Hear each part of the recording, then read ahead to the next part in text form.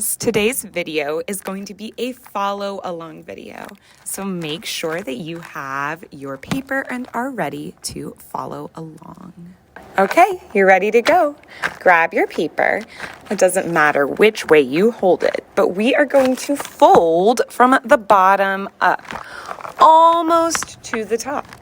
You're folding it hamburger style or book style. And again, leaving about an inch at the top and then creasing. Crease all along the edge there. All right. Next, you're going to need some tape. Make sure to rip off a long but not too long piece, being careful with your fingers. And we're going to put this along that edge, that line there. We're trying to turn this paper into an envelope. When you place your tape, make sure half of it is on one side and half of it is on the other. We're doing our tape long ways.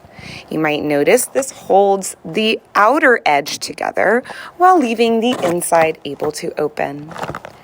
You can guess I'm probably going to put my tape on the other side now, just like we did before, and fold.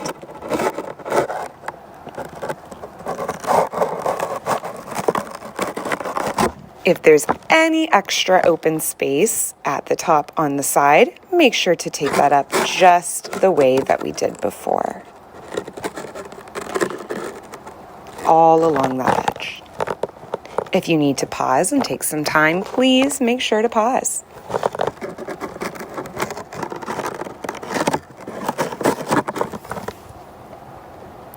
Okay, we have turned your paper into an envelope. Great job. Now that you have your envelope, you are ready to color. You will need purple, blue, teal, and brown. Start by doing a brown line on the bottom.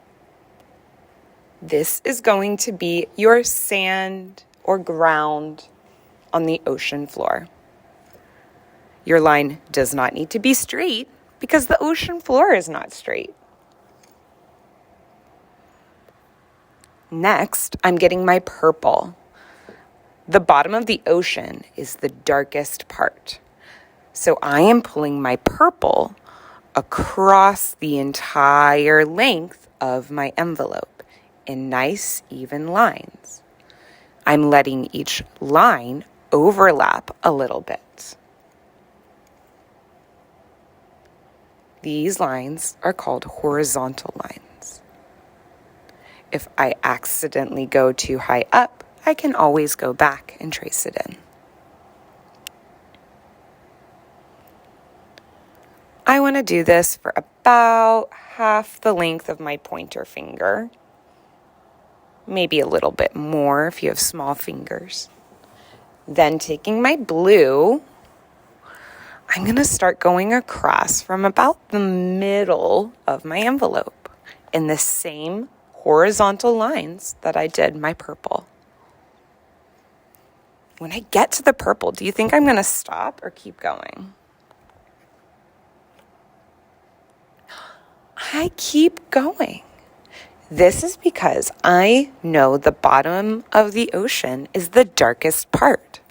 To blend my colors together and make the bottom of the ocean darker, I layer blue marker lines on top of my purple and brown.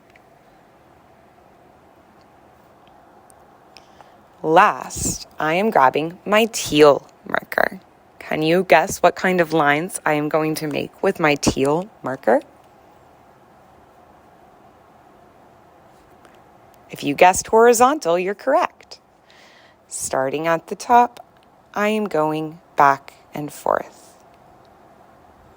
making sure my lines are in the same direction. The slower I go, the easier it is. When I get to the blue, I keep going. I want my teal to cover the blue and the purple.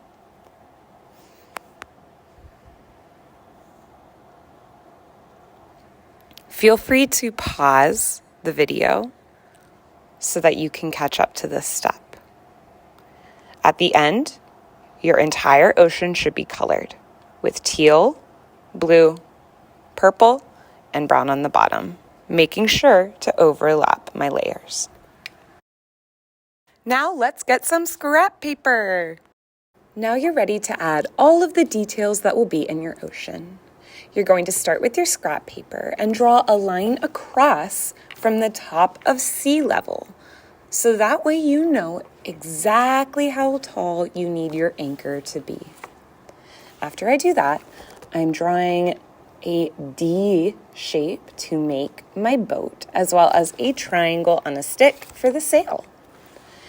I can make my anchor by either doing a series of circles like this to make an anchor chain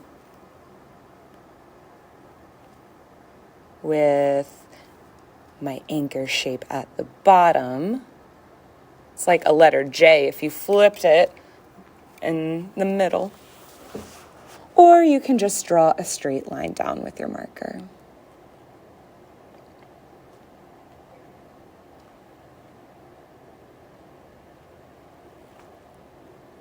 Now, while I'm doing this project, you might see me make a couple of mistakes. And that's okay. I'm going to show you how to fix them. For example, I kind of made a mistake when putting the color for the sail, but I think it looks nice. It almost looks like a rope flying off the boat. Then I'm adding my teal to do some water in the background when I cut it out. That way, I don't have to be worried about cutting it exactly on the line. I'm just cutting around my shape, leaving at the top a rectangle of white to be able to pull my boat across. Almost like it's on an invisible square. Then, getting my envelope, I can place my boat and anchor inside. But uh-oh, I made it too tall. Even with my measuring, sometimes mistakes can happen. This is when folding is your best friend.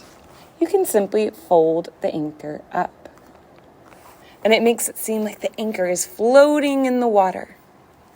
And your boat is free to swim across the ocean.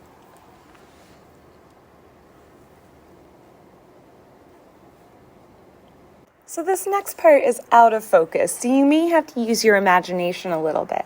But now I'm adding a detail of a jellyfish.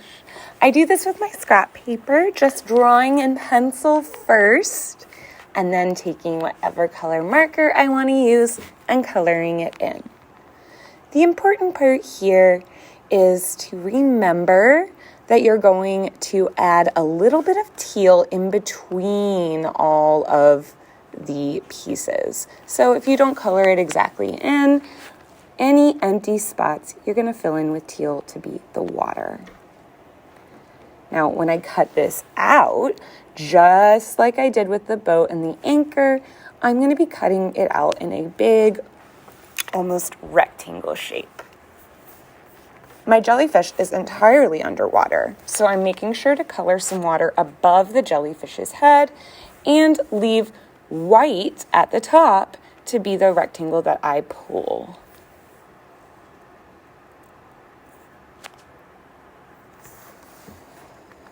Just like that. Let's add it to the envelope.